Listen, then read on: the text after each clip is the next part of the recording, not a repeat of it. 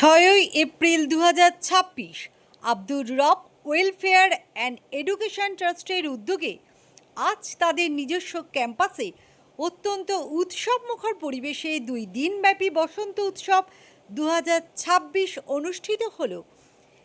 আর medical ও paramedical কলেজের library ভবনের ভিত্তিপ্রস্তর স্থাপন অনুষ্ঠানও আয়োজিত হয়।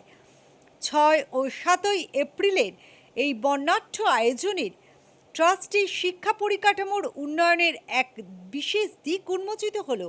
এই মহৎ অনুষ্ঠানে ট্রাস্টের অধীনস্থ বিভিন্ন শিক্ষা প্রতিষ্ঠান যেমন Yakub Ali BEd, AR law college, AR medical college, MBA nursing college, MB pharmacy college এবং MB মেমোরিয়াল একাডেমি ছাত্রছাত্রী ও শিক্ষক শিক্ষিকাগণ সক্রিয়ভাবে অংশগ্রহণ করেন। অনুষ্ঠানে উপস্থিত থেকে সম্মান বৃদ্ধি করেন প্রাক্তন বিধায়ক গিয়াসউদ্দিন মোল্লা, অল ইন্ডিয়া ইমাম অ্যাসোসিয়েশনের সভাপতি বাকি বিল্লাহ মোল্লা, বিশিষ্ট চিকিৎসক ডক্টর মইনুল হোসেন, ডক্টর আব্দুল কাদের।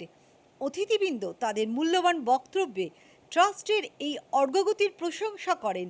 উৎসবের এই দিনগুলো রবীন্দ্রসঙ্গীত, নৃত্য আবৃত্তি এবং বসন্তের রঙিন সাংস্কৃতিক অনুষ্ঠানের মধ্য দিয়ে মুখরিত হয়ে ওঠে, যা শিক্ষার্থীদের সৃজনশীলতার বিকাশ ঘটিয়ে সকলের মাঝে আনন্দ ও সম্প্রীতির বার্তা ছড়িয়ে দিয়েছে। শিক্ষা, সংস্কৃতি ও সমাজ কল্যাণমূলক কাজে আব্দুর রব ওয়েলফেয়ার অ্যান্ড এডুকেশন ট্রাস্টের এই উদ্যোগ এক উজ্জ্বল দৃষ্টান্ত হয়ে রইল। দেখুন, বসন্ত উৎসব পরিবেশকে কেন্দ্র করেই বসন্ত উৎসব হয়। শান্তিনিকেতনে সূত্রপাত হয়েছিল, তো আমরা শান্তিনিকেতনের আদলে এখানে নলেজ সিটিতে অনুষ্ঠানগুলি আমরা পরিচালনা করি। পৌষ মেলা হয়, বসন্ত উৎসব হয়, হলকর্ষণ হয়, বৃক্ষরোপণ হয়, 21শে ফেব্রুয়ারি ভাষা দিবস হয়। তাছাড়াও রবীন্দ্রনাথ, নজরুল, বিদ্যাসাগরের জন্মদিন, আমাদের জাতীয় স্বাধীনতা দিবস 15ই আগস্ট, 26শে জানুয়ারি, এগুলো তো আমরা করি। এছাড়াও রবীন্দ্রনাথ, নজরুল, বিদ্যাসাগরের জন্মদিন আমরা অবশ্য পালন করি, কারণ সব থেকে হচ্ছে আমাদের মনীষী যারা ছিলেন তাদের আদর্শ এবং অনুসরণ করা হচ্ছে আমাদের কর্তব্য, এবং আমাদের প্রজন্ম যারা আছে তাদেরকে আমরা এগিয়ে নিয়ে যাব সেই সমস্ত আদর্শকে সামনে রেখে। আর শান্তিনিকেতনে পৌষ মেলা হয়, বসন্ত উৎসব হয়, পরিবেশকে কেন্দ্র করে আমরাও এখানে সেই পরিবেশকে কেন্দ্র করেই এই অনুষ্ঠানগুলি করছি। আজকে 6 এপ্রিল বসন্ত উৎসব যেমন হয়, এটা আমাদের ইনস্টিটিউটের ফাউন্ডেশন ডে। এই দিনে যত ইনস্টিটিউট, এই দিনে সমস্ত ইনস্টিটিউটগুলো আমরা শুরু করি এবং এই দিনেই আমরা ভিত্তিপ্রস্তর স্থাপন করি। আজকেরই আমরা এক একটা বিল্ডিংয়ের কাজ শুরু করি, পরবর্তীকালে সেই বিল্ডিংই আমাদের এক একটা ইনস্টিটিউট শুরু হয়।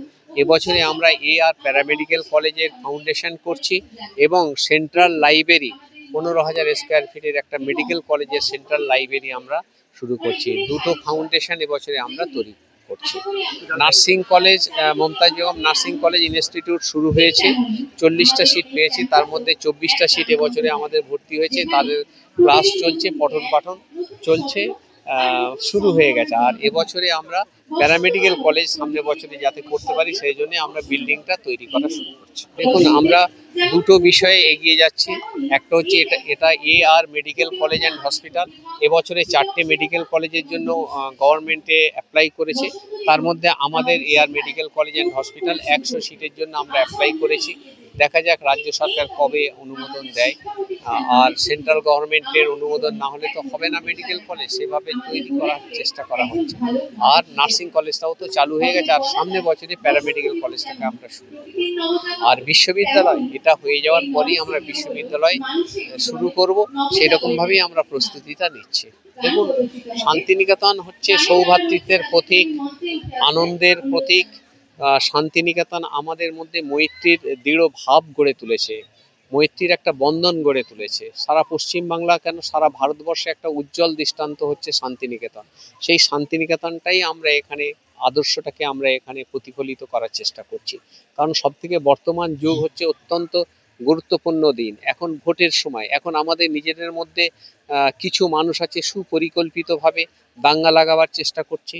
আমাদের মধ্যে বিভাজন সৃষ্টি করার চেষ্টা করছে। শান্তিনিকেতন সেই জায়গায় আমাদের আদর্শ, শান্তিনিকেতন হচ্ছে সৌভ্রাতৃত্বের প্রতীক। আমরাও এখানে সেই পরিবেশটা তৈরি করছি।